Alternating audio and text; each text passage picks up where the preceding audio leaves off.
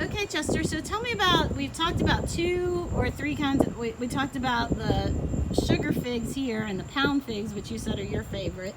What are some other figs that we have here in Ocracoke? There is a lemon fig, which is a yellow fig. Okay. There is a brown turkey.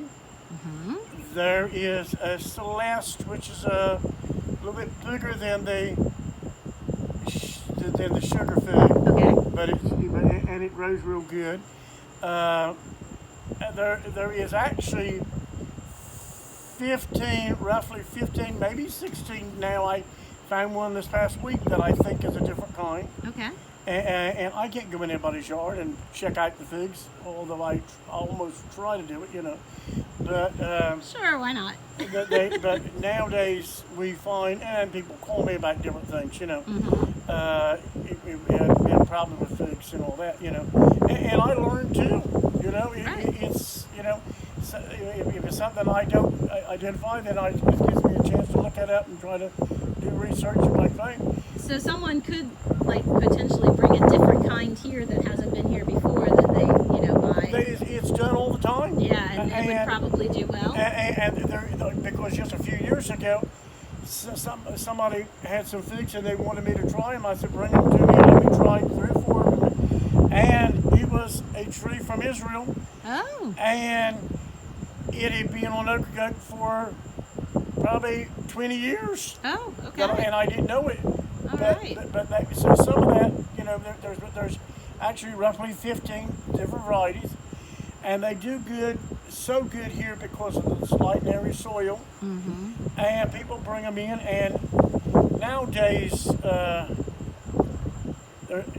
few of the fig trees that have been here years ago. There are not as many, so I've been encouraging people to put a few of the older ones back and try to get them started again. I just bought a lemon fig from my yard from Trudy and John because I just wanted to try one of those. I don't even know if I've ever tasted a lemon fig, but it would be something different. Do you remember what mine is? I thought it was a pound fig forever, but it's not. Yours is the blue fig. Blue fig, that's what it is. Yours is the blue fig, which is a rare tree on the island. There is probably not 5 fig trees on the island that is a blue fig. Right. Yeah. And you've rooted mine before. I've rooted that before, and I'll probably root. Hopefully, if I get back in my house was virtually destroyed during the storm, but we're getting it restored. And then what I'm going to do, I have a big deck which is my cistern, and I'm going to do some big pots with big fig trees in them. Great. And because fig trees actually produce better when they're pot bound. Oh, huh. There's a few fig trees on the island, and they are so healthy. They got figs on them, but not as many, because it don't need to. If the tree needs to struggle, nature's taught it to produce seeds so it don't go extinct. Oh, right. I see. Okay. So. Well, mine isn't pot bound, but it's kind of space bound. It's got a limited space between my cistern and my house. And it only gets a certain amount of sun now, right, because the trees and the house has shaded it from where when it was put there. Right. It got a lot more sun. Now it don't get as much sun. And it was built over the original cesspool of our house. We didn't have a septic, so I think that probably fed it for a good 100 years. That fed it for a long time, but anything probably kept that. I actually tell people when they're planting their fig tree, don't plant it on the drain field, but plant it near the drain field, so a few roots can run to the drain field and feed off of it and cause the tree to grow real good, you know. Right. Oh, and tell about the shells. We put all our oyster shells and clam shells around our tree. The oyster shells and the clam shells sink in. They do something that people would not think that it does. Okay. The clam juice and oyster juice off the shell helps the tree. That fertilizes it. Okay. That's one of the things. The next is that these shells sink in the ground. You keep throwing them around, and they keep sinking in the ground, and they keep the wind from blowing it out of the ground. Oh, yeah, right. They're heavy. Because I had an incident over that where I incident in my yard. I had done that to 2 or 3 trees, and one of them I hadn't done. And the one beside my house that I was really worried about, thinking that it would be good, it almost blew it out of the ground. The other one I put shells around he was okay. Okay. Weighting it down, that's good. So the roots right run through the shells, and that actually helps it. And I remember you saying before that housewives would put their dishwater on the trees. All the old people, they used to throw their pot liquors from cleaning or dishes or they cook. Years ago, they boiled a lot of fish Right. and things like that. They would throw the fish water, or they would throw From boiled vegetables and stuff? stuff from collards. Oh, right. Or every fish cleaning bitch on this island Yeah, was near a fig tree.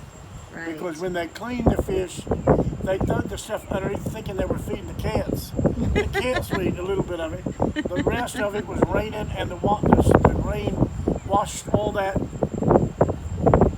good nutrient. part of that nutrients around that tree, and it fed it wonderful.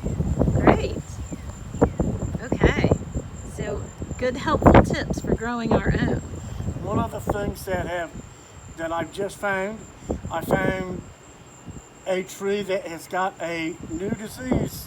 It's actually got a fungus. Ooh. And it is from the foliage being so wet that it's got a fungus. And so the guy, I talked to the guy who showed me his tree, and I weren't sure, but I had to do some research. And so I went back and I told his wife there's a fungus among us. And so what they have to do, when that happens, it's called fig rust, and the leaves will get looks like rust on them, and the foliage has got too much water too. Okay. So what has happened is if you don't water the foliage on top of the thing all the time, it's okay once in a while, but water underneath the tree, the root of it, so that in the ground all around. And then if it does have that rust on it, you've got to clean everything fig tree and get rid of every leaf that falls. Right. Because if you don't, it'll continue to spread. Yeah, speaking of falling leaves, that reminds me that in the fall, fig trees are one of our few trees that lose their leaves for the winter, but they're not pretty. They don't give us pretty color. They just curl up and die. This happened during at my house. Uh-huh. When in September they come, and then what happened, the tide came in September and it flooded the whole island basically 7 foot. And it shot the fig trees so they all lost their leaves. It did. Well, they eventually, if you leave them alone, they'll come back. Well, some of the people that were supposed to be helping, they came and they were cutting things down out of limbs that had blown out of the yard, and they cut my fig trees to the ground. Yeah. Thinking they were dead. All it was that the foliage was full of it, Right. and they would have come back, but they cut the fig trees to the ground. One of them was actually killed because it got another thing happened to it. Somebody heard it, but now the one that was really concerned about is coming back. Oh, good. And that's my pine fig, and that's what I was really concerned about because it was from my great grandmother's.